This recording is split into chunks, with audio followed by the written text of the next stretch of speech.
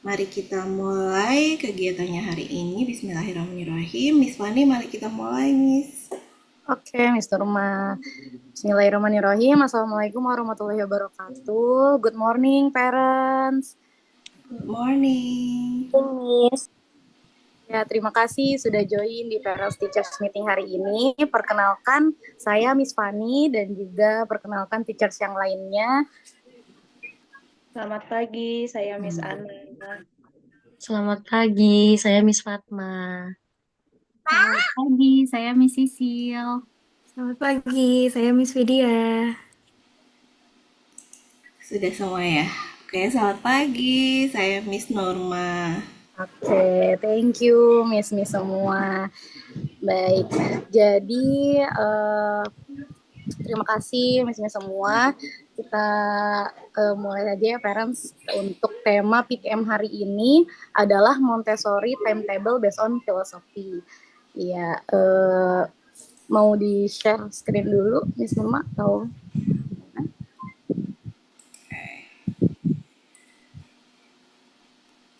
jadi Bapak dan Ibu, tema PTM kali ini itu timetable Montessori timetable based on philosophy. Timetable yang telah kami bagikan bersama dengan monthly lesson plan melalui student account itu disusun sesuai dengan filosofi Montessori yang ada. Nah, jadi hari ini kita akan jabarkan timetable dari masing-masing program, yaitu program toddler dan preschool. Untuk program toddler akan dijabarkan oleh Miss Fatma, dan untuk program preschool akan dijabarkan oleh Miss Sisil, dan juga ada penjelasan mengenai penerapan Montessori filosofi pada timetable seperti apa dan bagian mana saja itu nanti akan dijelaskan oleh Miss Norma. Langsung saja kita mulai. Akan dilanjutkan oleh Miss Fatma. Silakan Miss Fatma. Oke, thank you Miss Fani. Saya Miss Fatma. Di sini saya akan menjabarkan timetable untuk kelas toddler. Untuk toddler program terdiri dari 2 jenis waktu, yaitu 3 days dan 2 days. Kemudian masing-masing waktu sekolah dibagi menjadi 2 sesi. Untuk sesi pertama berlangsung pada pukul 7.30 hingga jam 9 pagi. Dan untuk sesi kedua berlangsung pada pukul 9.30 hingga jam 11. Di kegiatan pertama dimulai dengan morning circle, praying, dan group activity. Untuk group activity-nya ini, untuk kegiatan morning circle, praying, dan group activities ini dilakukan hanya 10 menit. Mengapa hanya 10 menit? Hal ini dikarenakan toddler concentration span-nya itu masih pendek, sehingga aktivitas dari opening hingga group activity itu cukup hanya 10 menit saja. Untuk kegiatan group activity-nya, orang tua dapat melihat di monthly lesson plan yang dapat diakses melalui masing-masing akun. Selanjutnya, untuk Montessori Time, waktunya adalah selama 50 menit yang terdiri dari 5 area pilihan, yaitu Culture, Sensorial, EPL, Language, dan Math. Karena Montessori Time, anak-anak dapat memilih kegiatan sesuai dengan minatnya masing-masing. Maka, anak-anak dapat memilih kegiatan individu atau group activity. Oke. Toddlers timetable selanjutnya adalah playground time yang akan berlangsung selama 15 menit untuk anak-anak yang butuh beraktivitas di outdoor. Namun, jika saat Montessori time toddler ingin melakukan kegiatan di playground juga diperbolehkan karena mengikuti salah satu konsep dari Montessori filosofi, yaitu follow the child. Kemudian di 15 menit terakhir ada closing dan dismissal time. Pada closing activity, kami mengajak anak-anak untuk dancing kembali sebelum berdoa untuk pulang. Demikian toddlers timetable. Selanjutnya Miss Sisil akan menjabarkan timetable untuk preschool. Silakan Miss Sisil. Oke, terima kasih Miss Fatma. Halo parents, saya Miss Sisil akan menjabarkan timetable untuk kelas preschool. Nah, untuk kelas preschool, kegiatan itu berlangsung selama 4 jam dari Senin hingga Jumat. Untuk penjelasan rinci setiap kegiatannya, Yang pertama, kita mulai dengan warming up, morning prayer, dan calendar time selama 30 menit. Nah, warming up-nya berupa dance dan menyanyikan beberapa lagu. Untuk morning prayer, dilakukan bersama yang dipimpin oleh kelas leadernya. Calendar time juga dipresentasikan oleh kelas leader. Apabila ada anak-anak yang ingin mempresentasikan kelas leader, akan kita persilakan. Nah, kenapa kita ada kegiatan calendar time? Jadi, calendar time ini dilakukan untuk mengenalkan konsep waktu yang masih bersifat abstrak. Jadi, anak-anak kita ajak untuk mengetahui tentang konsep hari ini, hari kemarin, dan besok secara konkret. Nah, khusus untuk hari Senin, setelah calendar time, biasanya kita ada kegiatan story and tell. Jadi untuk term ini, kita fokusnya itu cerita tentang kegiatan anak-anak selama akhir pekan. Selanjutnya,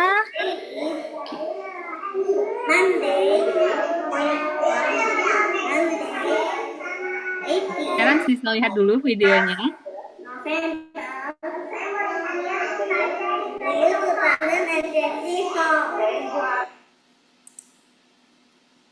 Nah, untuk kegiatan selanjutnya, kita ada Montessori Time selama 2 jam 15 menit. Jadi biasa diawali dengan group activities dulu. Parents bisa melihat detail group activities-nya di monthly lesson plan di akun masing-masing anak. Setelah group activities, anak-anak biasanya melanjutkan kegiatan individu yang kita mulai dengan journaling. Jadi setiap anak akan membuat jurnal sesuai kemampuannya masing-masing. Untuk anak yang sudah bisa menulis sendiri, akan menulis atau menyalin tulisan dari corner-corner yang ada di kelas yang sudah dipersiapkan oleh teacher. Bagi yang belum bisa menulis, biasanya teacher akan membantu dengan membuat tracing di jurnal atau menuliskan sesuai pilihan areanya masing-masing. Jadi setiap anak bebas memilih area Montessori yang ingin mereka kerjakan lebih dahulu dengan urutan rencana yang bisa berbeda setiap harinya, dan untuk setiap anak juga berbeda pilihannya. Nah, hal ini kita lakukan untuk mendorong anak belajar menyusun rencana sesuai minatnya, di mana sejalan ya dengan filosofi Montessori, yaitu follow the child. Hal ini juga sekaligus untuk meningkatkan atau melatih rasa tanggung jawab anak. Jadi, anak-anak akan berusaha mengerjakan apa yang sudah mereka rencanakan. Rencana ini tidak harus selesai dalam 1 hari. Mereka bisa melanjutkannya lagi di hari berikutnya. Kegiatan journaling ini juga terintegrasi dengan belajar membaca dan menulis.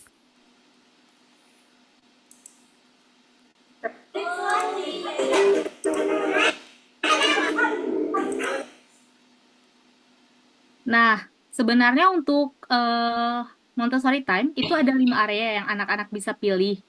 Jadi yang pertama itu ada IPL, anak-anak bisa memilih aparatus yang ada di dalam kelas. Hal ini juga bisa termasuk art seperti melukis, juga kegiatan yang meningkatkan gross motor skill seperti kalian berkreasi. Untuk area yang kedua itu ada sensorial, anak-anak bisa memilih aparatus yang ada di dalam kelas, tapi juga bisa eksplorasi di luar kelas. Contohnya mungkin eksplorasi pasir dan air. Lalu untuk area yang ketiga, ada culture. Anak-anak bisa memilih aparatus yang ada di dalam kelas, tapi juga bisa eksplorasi material yang mereka temui di ruangan terbuka. Contohnya itu ada daun, rumput, pohon, bahkan anak-anak pernah meneliti hewan kaki 1000 yang mereka temukan di luar. Untuk 2 area lainnya itu ada math dan language. Selanjutnya untuk group activities,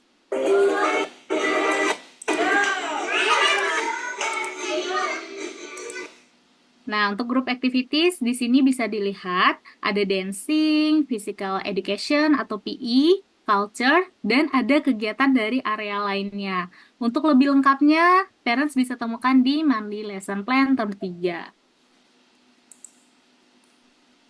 Selanjutnya, setelah Montessori Time, anak-anak akan berkumpul kembali untuk circle time kedua selama 15 menit. Nah, di sini mereka akan mereview kegiatan yang telah dilakukan sepanjang hari. Selanjutnya, setelah circle time, anak-anak akan melanjutkan ke playground time untuk bermain di luar ruangan. Jadi kegiatan playground ini sebenarnya untuk preschool ada banyak yang bisa dilatih. Contohnya apa aja? Ada kemampuan bersosialisasi, bernegosiasi antara satu sama lain, kemampuan mengajak atau diajak, interaksi, dan komunikasi satu sama lain. Setelah playground time, kita masuk ke lunch time yang berlangsung selama 20 menit. Di sini, class leader sebelumnya telah menentukan posisi duduk masing-masing anak. Jadi dalam hal ini, class leader bisa belajar menentukan posisi duduk temannya dengan bijak, dan temannya juga belajar untuk menerima keputusan yang telah ditentukan oleh class leadernya. Jadi dikarenakan class leadernya akan berganti setiap harinya, maka posisi duduk juga akan terus berganti setiap hari sesuai dengan keputusan class leader. Michelle? Mario?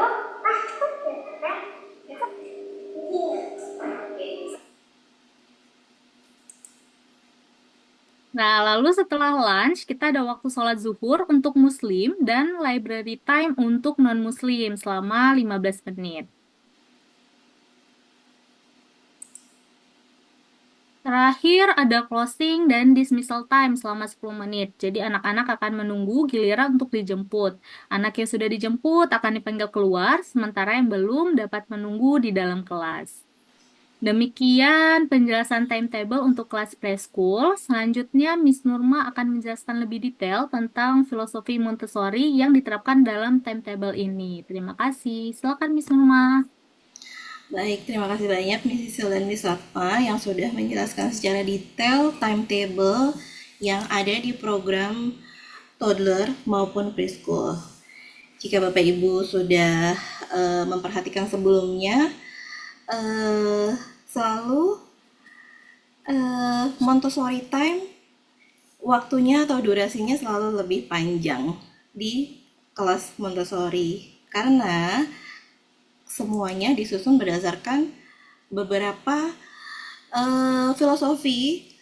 Walaupun kita sebenarnya menerapkan banyak filosofi dari Montessori, tapi hari ini yang kita highlight adalah follow the child, freedom with limit, dan juga sensitive period. Oke, mari kita bahas satu persatu apa kaitannya dan integrasinya dengan timetable yang sudah dijelaskan oleh masing-masing guru tadi. Oke, mari kita lihat satu persatu. Di sini ada anak-anak dapat memilih pekerjaannya sendiri sesuai dengan minatnya. Kemudian di kelas Montessori adalah berpusat pada anak, bukan berpusat pada guru. Jadi anaklah yang memimpin dirinya sendiri untuk melatih kemampuannya sendiri. Jadi orang tua atau orang dewasa atau guru yang ada di sekolah dan seharusnya juga ada di rumah hanyalah sebagai fasilitator dan guide.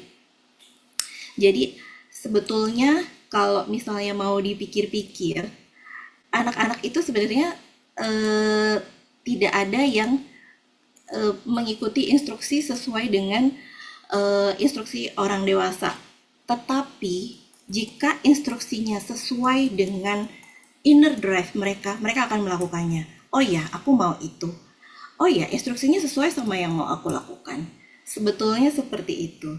Tapi kalau misalnya ada instruksi yang tidak dilakukan, berarti jenis anak ini adalah strong inner drive dari dirinya. Dia mempunyai dorongan yang sangat kuat dari dirinya sendiri. Jadi anaknya persisten dan konsisten.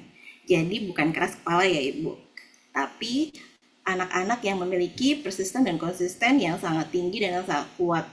Kemudian kalau misalnya ada anak yang disuruh ini mau, disuruh itu mau, diajak ini mau, diajak itu mau, gitu.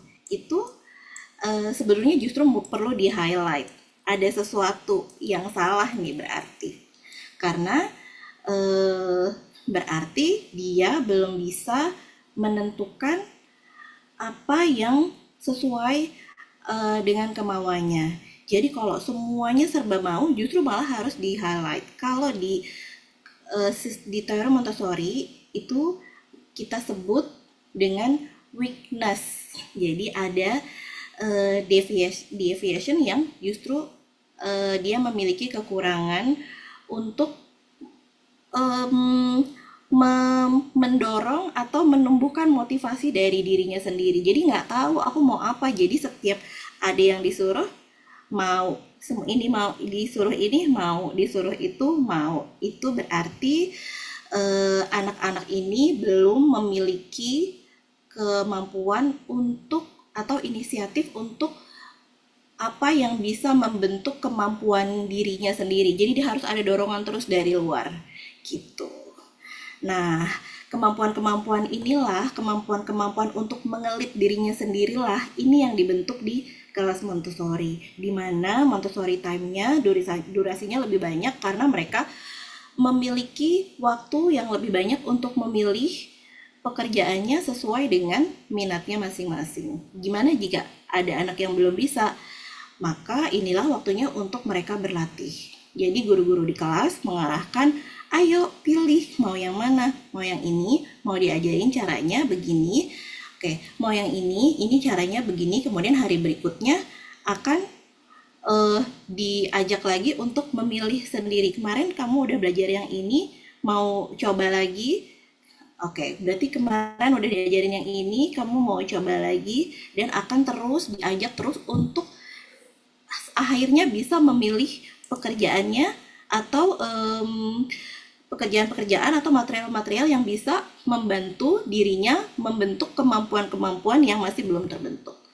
Kemudian yang paling ciri khas di Follow the Child adalah di sini children learn at their own pace. Itu kenapa kalau di preschool Montessori time-nya itu 2 jam 15 menit. Dan kalau di toddler kurang lebih 50 menit.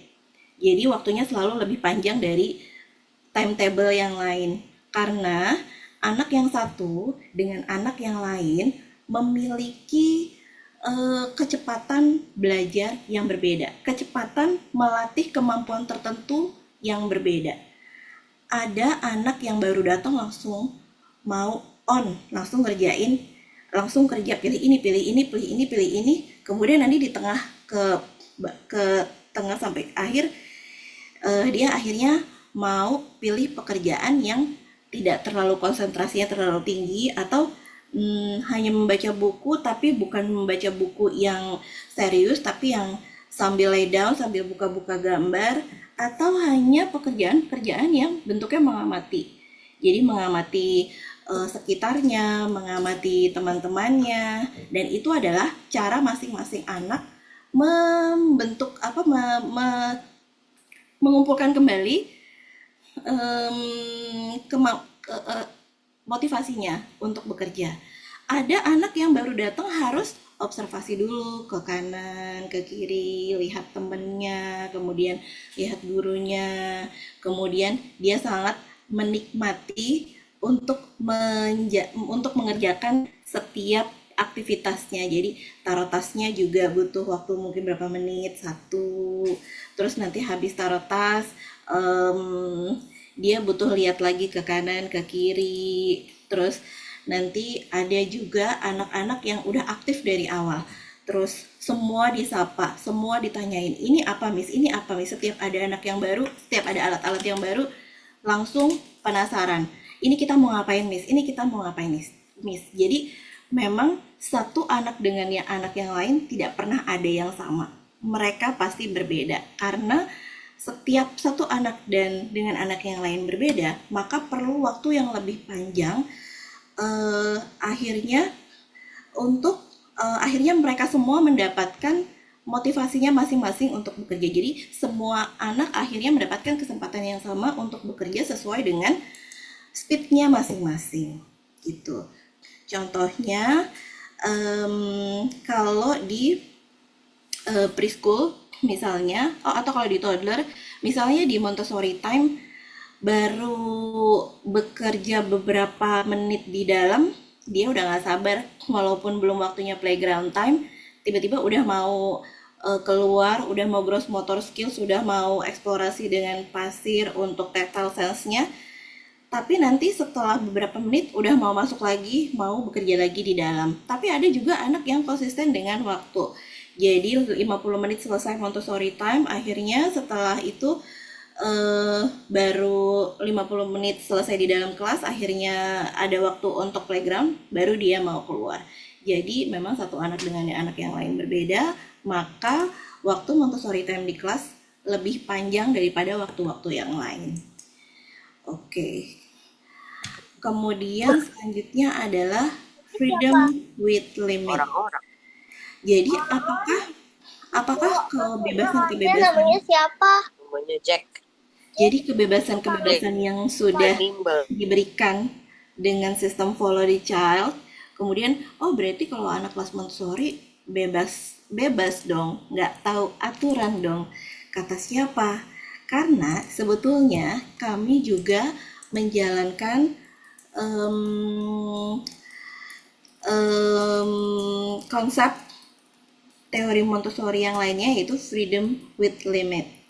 Jadi semua kebebasan yang ada di kelas itu tetap ada limitnya. Anak-anak tetap merasakan, tetap mendapatkan hak untuk memilih material sesuai dengan yang mereka minati, tapi tetap ada limitnya. Misalnya, contohnya adalah di kelas preschool misalnya. Di kelas preschool itu ada 2, morning circle dan juga circle time. Bagaimana dengan anak-anak yang belum bisa duduk dan join temannya? Kemudian, tapi waktunya adalah waktu untuk circle time, waktunya adalah untuk bekerja, untuk berkegiatan bersama-sama. Oke, jadi anak ini tetap mendapatkan kebebasannya untuk memilih. Biasanya guru akan memberi pilihan. Yang pertama, oke, sekarang pilihannya adalah kalau nggak mau duduk, berarti library time.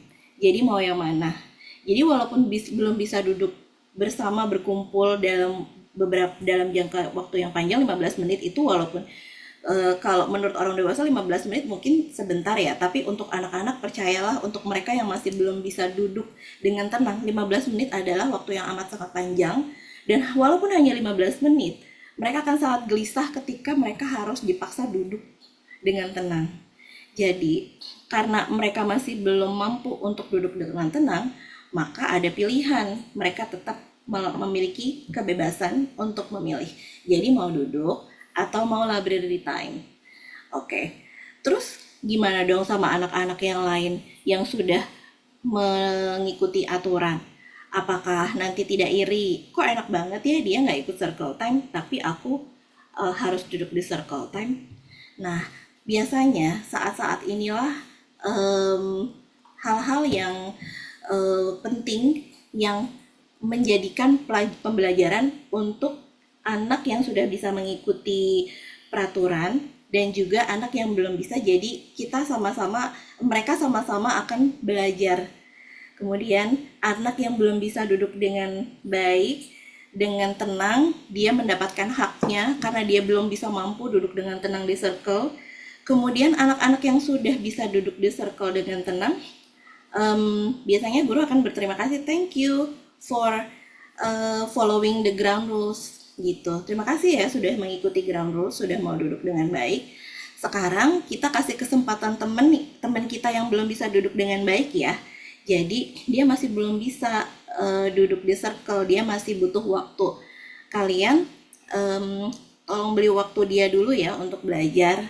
Kemudian setelah dengan begitu kita juga mau menimbulkan rasa empati dan simpati kepada teman yang memang kondisinya beda sama kita gitu. Jadi tidak semua orang memiliki kondisi yang sama, dan kalau kondisinya berbeda dengan kita, ya kita cukup mengerti saja. Dan kalau misalnya kamu sudah bisa duduk dengan baik, oke, terima kasih, sekarang kita waktunya circle time, so let's have fun together. Let's give our friends opportunity to learn how to sit properly in the circle gitu. Jadi semuanya dapat pembelajaran. Jadi di Freedom with Limit, setiap anak mendapatkan kebebasan untuk bergerak, Itu kenapa kalau di kelas Montessori itu ciri khasnya biasanya meja, kursi, atau shelf-nya semuanya ada di pojok, tidak ada yang di tengah-tengah, agar anak-anak bisa bebas bergerak. Kemudian mereka 0 sampai 6 tahun butuh space yang luas untuk bergerak. Jadi jarang sekali kelas Montessori yang mejanya justru di tengah-tengah yang menghambat pergerakan mereka untuk bergerak. Kemudian freedom of choice. Kalau di toddler mungkin memang masih belum bisa untuk menyusun pekerjaannya selama Montessori time, tapi mereka sudah belajar untuk memilih pekerjaan sesuai dengan minatnya masing-masing. Kemudian naik level lagi di preschool, kita mau mengajarkan tanggung jawab. Jadi semua kebebasan dan semua pilihan selalu ada tanggung jawabnya gitu. Jadi kalau sudah milih IPL, jadi kalau sudah milih IPL, terus kedua sensorial, 3 IPL, culture, dan segala macam, sekarang kita lihat tadi kamu udah memilih pekerjaan ini, sekarang mau mengerjakan yang kita mulai dari nomor 1 ya gitu. Kalaupun mereka masih ternyata setelah nulis ternyata masih ada perubahan pikiran, kayaknya nomor 2 dulu lebih enak, ya kenapa enggak, yang penting yang sudah direncanakan dikerjakan gitu. Jadi menulis jurnal ini sebenarnya integrasinya banyak sekali. Jadi integrasi ke motivasi untuk belajar menulis, motivasi untuk belajar membaca, kemudian secara tidak langsung mereka juga belajar untuk bekerja secara sistematis. Jadi mau yang mana dulu yang mau dikerjakan, jadi nggak bingung, aku mau yang mana dulu, tadi udah ngapain, terus aku sekarang mau ngapain lagi. Dan yang terpenting adalah anak-anak bisa memimpin dirinya sendiri, sehingga mereka akhirnya mengerti apa sebetulnya yang mereka mau, apa yang sebetulnya mereka kuasai dulu, dan akhirnya mereka akan memiliki manajemen waktu sendiri. Jadi kalau kita observasi di setiap anak-anak preschool khususnya, mereka itu udah punya ciri khasnya masing-masing setiap menulis jurnal. Ada yang menulis jurnalnya nungguin temennya, aku mau bareng sama temanku, ayo kita nomor 1 IPL yuk. Nah itu berarti kemampuan untuk untuk mengajak. Jadi kemampuan untuk bekerja sama, karena aku suka sama kamu, aku mau kerja sama kamu terus, ayo kita sama-sama nulis IPL yuk nomor 1. Kemudian nomor 2 kita sensorial yuk. Ada juga anak yang maunya efektif, jadi nomor 1, nomor 2, nomor 3 dikerjain dulu, habis itu dia mau relax gitu. Pokoknya semua pekerjaannya udah selesai, habis ini aku mau cuman naik turun bakriasi aja. Ternyata itu adalah cara dia untuk menurunkan penatnya setelah konsentrasi beberapa waktu. Caranya dia untuk menurunkan konsentrasinya, untuk menyegarkan kembali pikirannya adalah dengan naik turun bakriasi. Terus dia lebih tenang, lebih santai, karena aku sehari ini sudah selesai Montessori time-nya, sudah aku checklist semua 1-5 area hari ini. Sekarang aku mau main bakriasi. Padahal sebetulnya bakriasi disediakan oleh guru-guru, oleh fasilitator, tujuannya adalah untuk melatih gross motor skills. Jadi walaupun dia merasa bahwa dia sedang melepaskan penatnya, sebetulnya dia juga sedang melatih gross motor skills-nya juga. Jadi tidak pernah ada yang percuma dikerjakan di dalam kelas gitu. Ada juga anak-anak yang nulis jurnalnya ya sambil pemanasan. Jadi dia belum panas istilahnya. Jadi jadi dia menikmati banget milihnya, IPL dulu, sensorial dulu, culture dulu, apa dulu ya. Sampai selesai 5, mungkin bisa sampai 10-15 menit. Habis itu speednya langsung kencang, langsung tek gitu. Jadi di journal time ini mereka bisa belajar untuk memilih manajemen seperti apa untuk dirinya sendiri, dan tidak pernah ada yang salah selama mereka mengikuti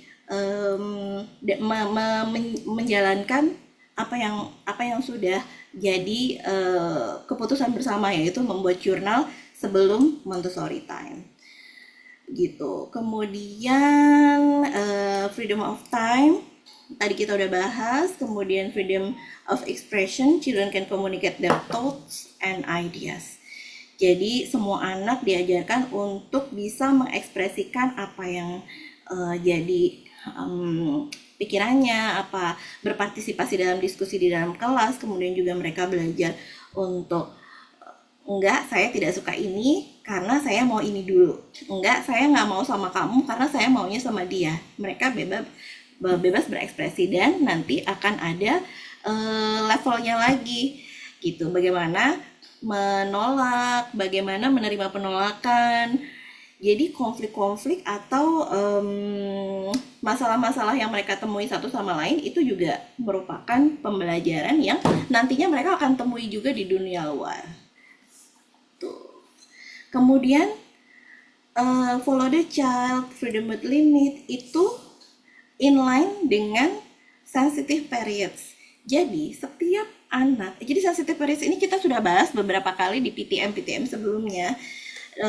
Sebetulnya jadi sebenarnya sensitive periods ini ada seperti waktu yang paling optimal yang jika orang dewasa atau fasilitator yang ada di sekitar anak-anak mengerti waktu sensitif setiap yang sensitivitas yang ada yang anak-anak alami, maka orang dewasa bisa menstimulasinya sehingga kemampuan-kemampuannya bisa terstimulasi dengan optimal.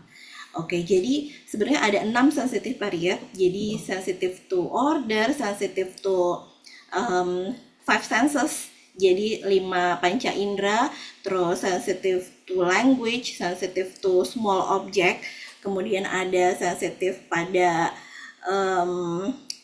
bergerak, sensitif untuk membutuhkan tempat bergerak lebih banyak. Oke, sekarang saya yang mau ambil satu contohnya aja, yaitu yang paling banyak, yang paling dekat sama orang tua rasakan.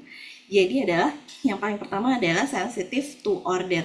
Biasanya yang paling sensitif di anak-anak adalah sekitar usia 0 sampai 2 tahun, tapi 3 sampai 5 tahun mereka juga masih memiliki sensitivitas to order.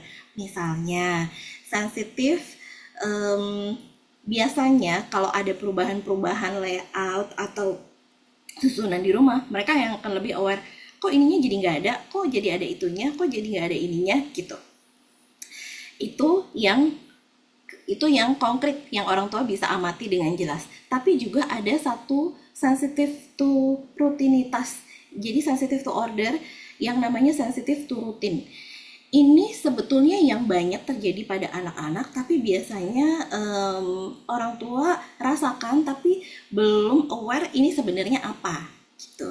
Jadi misalnya kalau terlalu banyak perubahan kegiatan, maksudnya adalah perubahan rutinitas. Misalnya biasanya kalau jam 7 udah bangun, terus hari ini jam 7 bangun, besok jam 8 bangun pagi, besoknya lagi jam 6, besoknya lagi jam 9. Nah, kalau bangun paginya aja bisa berubah-berubah, itu biasanya anak-anak akan lebih resah gitu, lebih gelisah, kurang tenang gitu. Berbeda dengan anak-anak yang punya rutinitas yang jelas. Oke, biasanya jam 7 bangun, setelah bangun mereka biasanya mandi, habis mandi biasanya makan pagi, habis makan pagi punya kegiatan-kegiatan tertentu. Nah, kenapa anak-anak yang rutinitasnya lebih teratur mereka lebih tenang? Karena sebetulnya anak-anak ini memiliki ekspektasi, dan rutinitas yang dikerjakan setiap hari adalah mereka mengerti ekspektasi apa yang akan terjadi.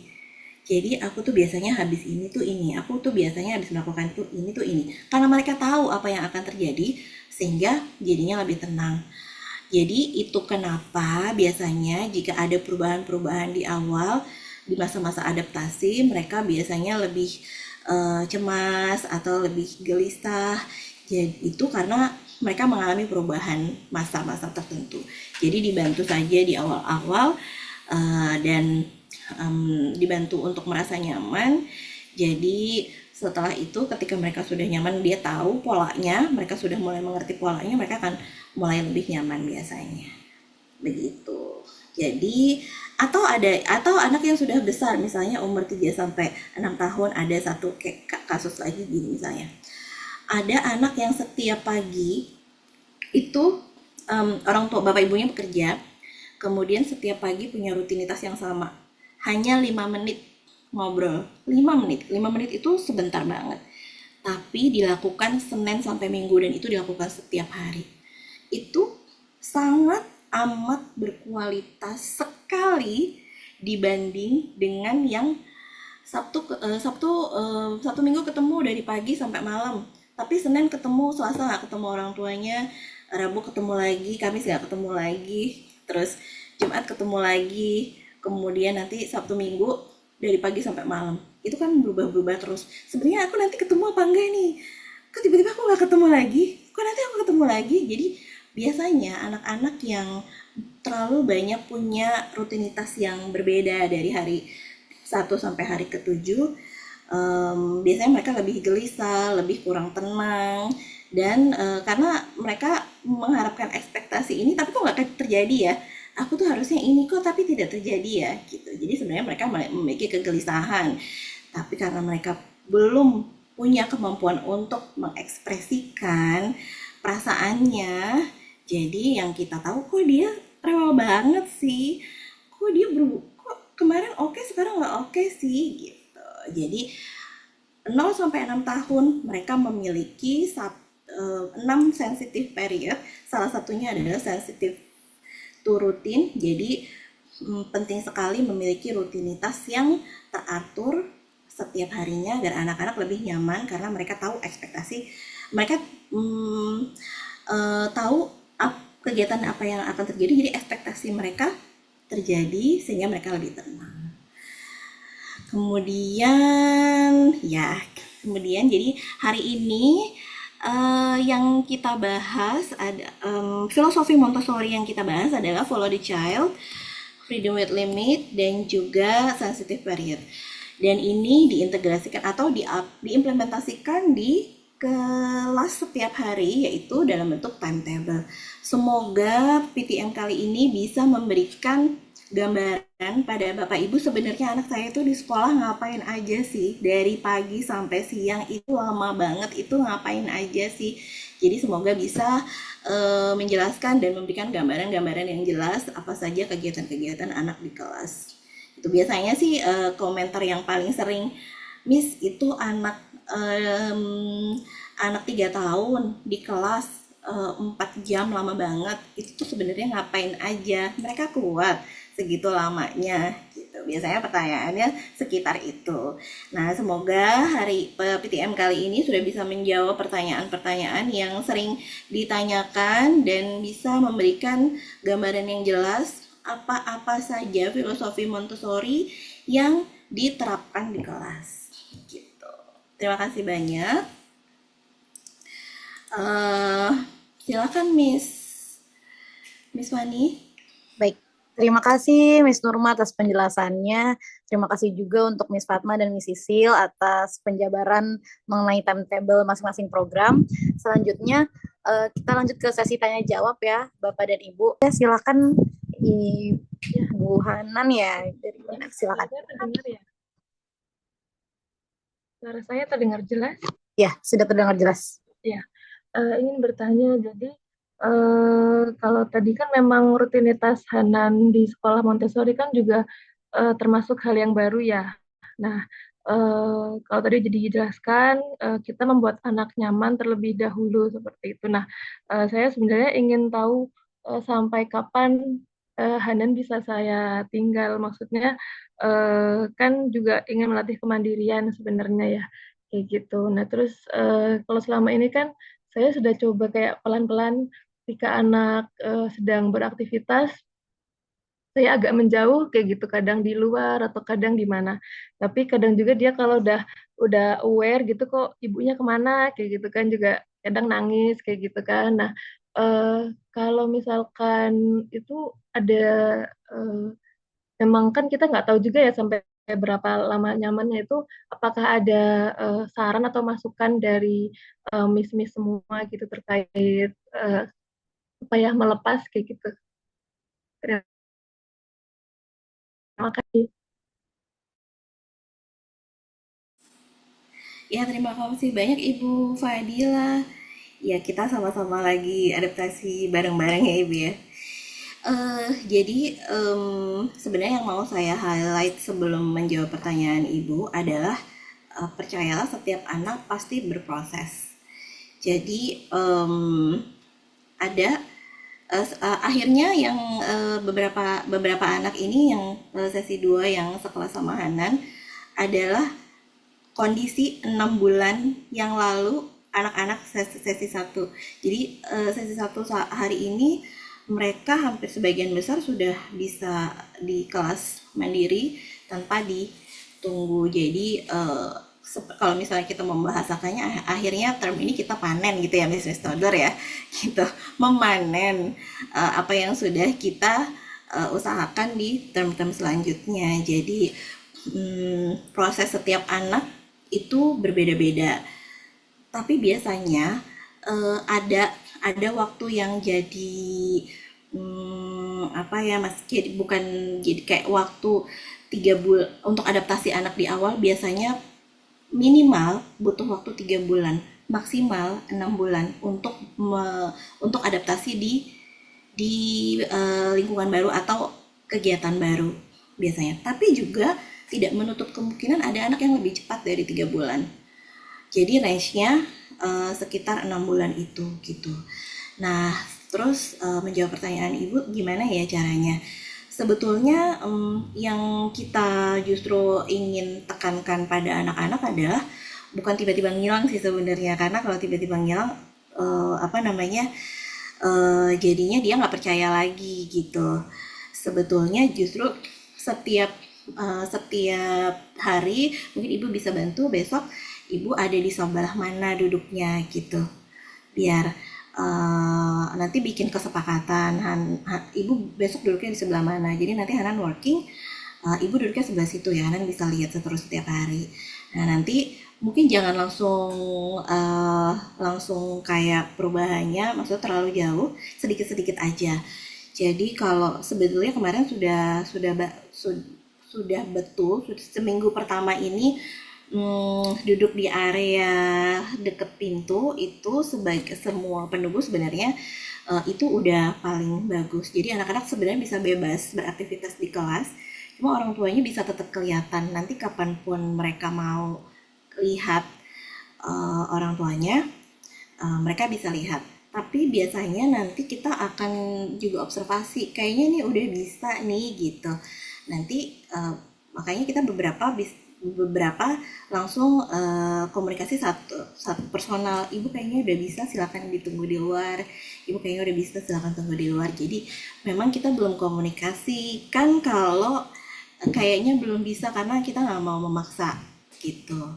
Jangan sampai mereka adaptasi di masa adaptasi itu mereka jadi nggak percaya gitu. Kok tiba-tiba aku hilang orang yang paling aku percaya, aku tiba-tiba disuruh di tengah-tengah orang yang aku baru ketemu, apalagi kita baru seminggu. Jadi apa namanya, perasaan-perasaan itu juga mari kita mengerti dulu gitu.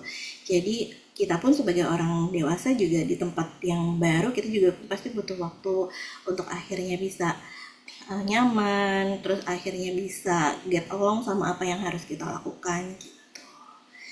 Jadi untuk waktu tidak ada yang pasti karena setiap anak pasti berbeda-beda, tapi biasanya paling minimal itu 3 bulan, maksimal 6 bulan gitu. Kemudian untuk apa namanya, untuk bisa ditinggal berarti kita sedikit-sedikit. Jadi tentukan dulu yang paling deket dulu. Nanti berarti besok ibu di luar ya gitu. Setelah mungkin 2 minggu sampai 3 minggu di tempat yang sama, ibu di situ. Tahu kan biasanya ibu ada di mana gitu. Jadi mungkin bisa selalu diawali terus di rumah, besok ibu akan duduknya di sebelah sini. Kamu nanti working sendiri, working di tengah-tengah ya gitu. Working sama Miss ya.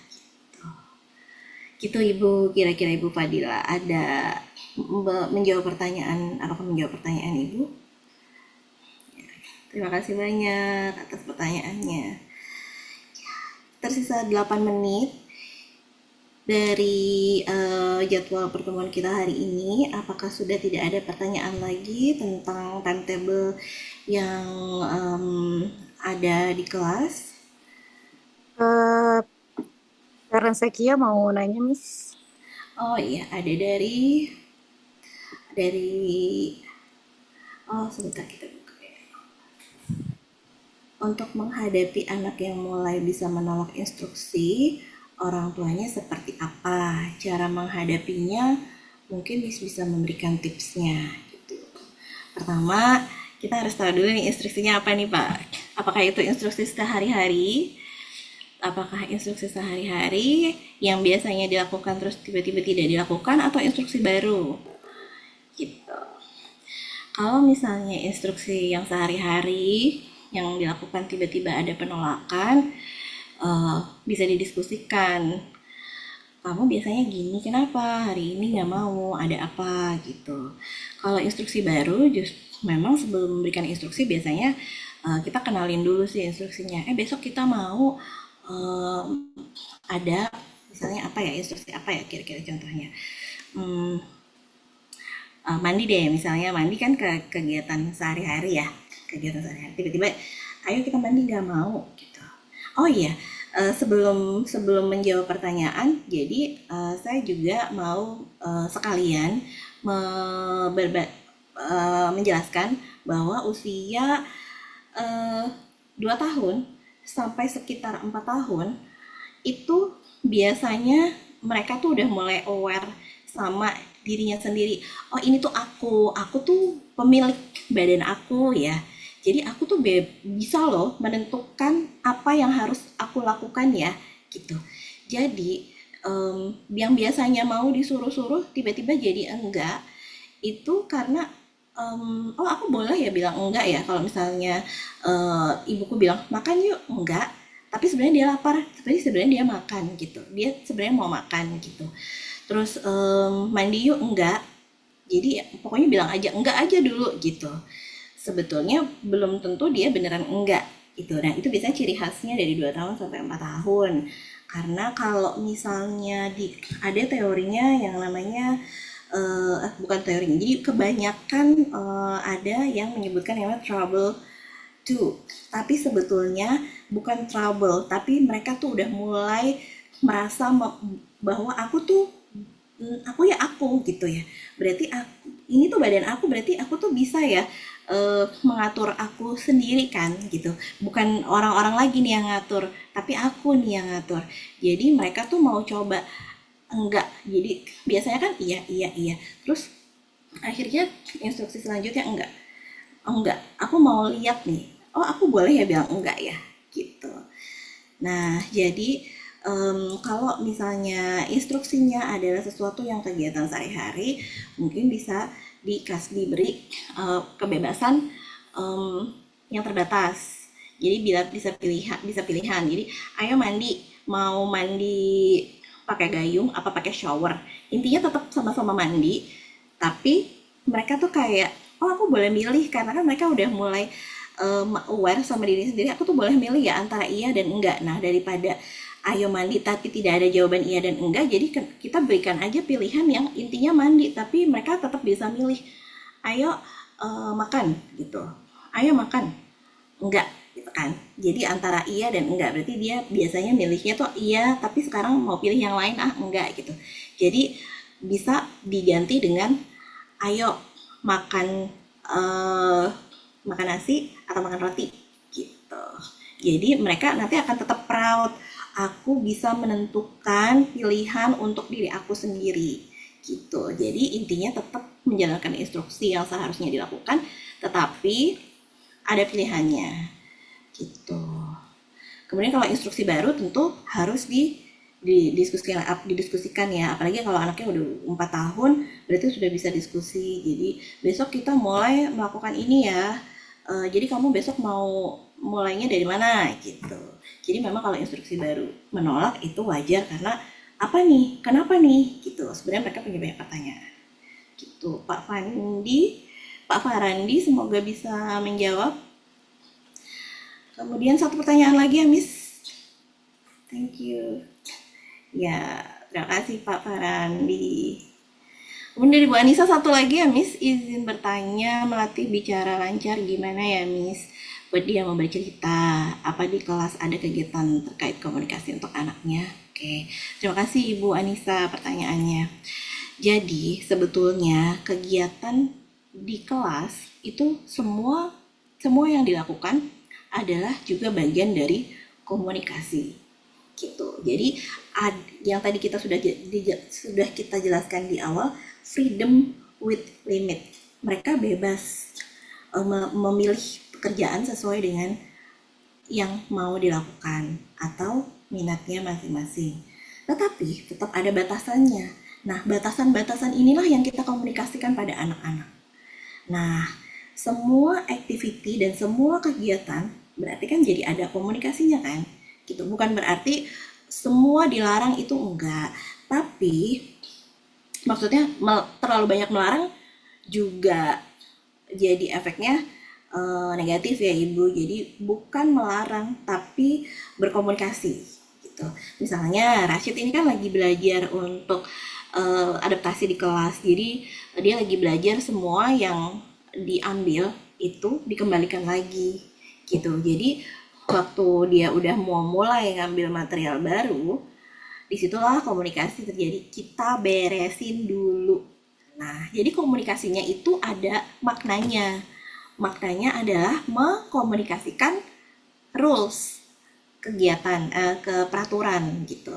Jadi kamu boleh ambil yang ini, tapi yang ini kita beresin dulu. Tidy up. Kita beresin dulu ya. Gitu. Jadi nanti mau ambil yang mana lagi gitu. Yang ini udah diberesin belum? Kita beresin yang ini dulu ya. Ini namanya knob cylinder. Tapi kalau anak-anak kan cepet banget ya, apalagi di bawah 3 tahun tuh mereka konsentrasinya masih pendek banget, masih dia lagi fokus di yang dia kerjakan di depan aja, tiba-tiba dia ujung matanya lihat sesuatu, itu pasti langsung berubah, langsung mau ngerjain yang itu. Karena mereka spend concentration-nya tuh masih pendek banget, dan itulah yang lagi dilatih gitu. Nah, langsung ganti lagi, terus berubah lagi, belum sempat beresin yang ini ya udah ngambil lagi yang lain, terus jadinya semua barang, jadinya temennya yang mau working barang yang sama akhirnya ngambilnya di tengah-tengah itu, bukan di tempatnya. Jadi nanti anak yang baru ngambil nggak tahu sebenarnya itu tempatnya ada di mana. Jadinya dia nanti nggak latihan kalau mau ngambil sesuatu, berarti ngambil knob cylinder berarti ngambilnya di situ, terus nanti working terus balikinnya ke situ gitu. Jadi di minggu pertama ini memang yang disosialisasikan adalah cara kerjanya. Ayo beresin dulu. Dan so far di kelas komunikasi yang terjadi untuk anak-anak toddler adalah adaptasi cara peraturan bekerja dengan aparatus gitu Ibu Anissa. Dan untuk melatih bicara, caranya ya kita selalu kasih kesempatan anak-anak untuk berekspresi. Jadi nanti diulang kembali kata yang dia mau ucapkan gitu. Misalnya gunting, misalnya dia bilang tidem pinjam gitu. Jadi mengulang kembali apa yang dia maksud. Akan membantu dia untuk menyerap kata yang sebenarnya, kata vocabulary yang utuh yang sebenarnya harusnya dia dapat gitu. Jadi justru jangan membahasakan kata-kata yang dia belum sempurna ucapkan. Itu misalnya tutu, oh ada yang mau tutu gitu. Jadi tapi kita tetap ada yang mau susu gitu. Sebetulnya kan yang ada di otak dia adalah kata susu, cuman kan diproduksinya jadinya tutu. Jadi kalau misalnya kita ikut apa yang anak ucapkan, justru malah jadi merubah, oh kata susu itu jadi tutu ya gitu. Sebenarnya itu gemes ya, tapi sebaiknya jangan dilakukan gitu. tes Stephen membantu juga untuk mengetahui minat anak. Kalau secara eh, kalau secara apa namanya penelitian saya belum baca ininya langsung sih Ibu. Mungkin saya harus baca lagi. Tapi yang jelas eh, sebetulnya untuk mengetahui minat anak adalah dengan observasi. Observasi kemudian guide kebiasaan yang dilakukan sehari-hari itu kita bisa mengetahui apa yang menjadi kesukaannya gitu setiap hari. Minat minat itu maksudnya minat apa nih Ibu? Maksudnya minat bekerja, apa yang sudah kita sediakan. Jadi kalau di kelas kan kita sudah sediakan semua alat dan kita tahu itu tujuannya adalah untuk melatih kemampuan-kemampuan setiap anak.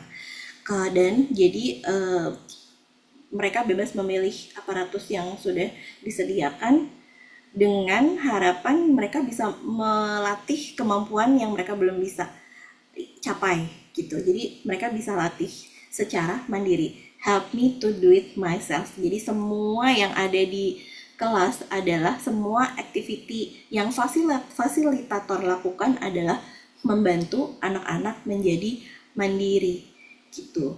Jadi membersamai untuk menjadi mandiri, bukan dilepaskan untuk benar-benar semuanya sendiri, tapi kita bersamai. Jadi semua anak ada levelnya masing-masing. Semua bantuan yang mereka terima juga berbeda-beda sesuai dengan kemampuannya masing-masing. Gitu Ibu. Lulus akan dapat sertifikat, ya dapat ijazah dari Diknas dan juga dari sekolah, sertifikat Montessori. Jadi anak-anak yang lulus akan mendapatkan sertifikat Montessori dari sekolah dan juga ijazah Diknas. Begitu. Sudah ada nicknya karena sudah ada NPSN-nya. Ya, jadi Rahayu Montessori School sudah terdaftar di Diknas dan sudah memiliki NPSN. Setiap anak sudah memiliki NIK yang sudah memberikan aktanya dan juga kakaknya. Kami sudah daftarkan ke Dapodi, sehingga ketika lulus mereka akan mendapatkan ijazah dari Diknas, lalu juga mendapatkan sertifikat Montessori. Begitu. Oke, terima kasih banyak Bapak Ibu semua atas partisipasinya, atas kehadirannya hari ini. Silakan Miss Fani.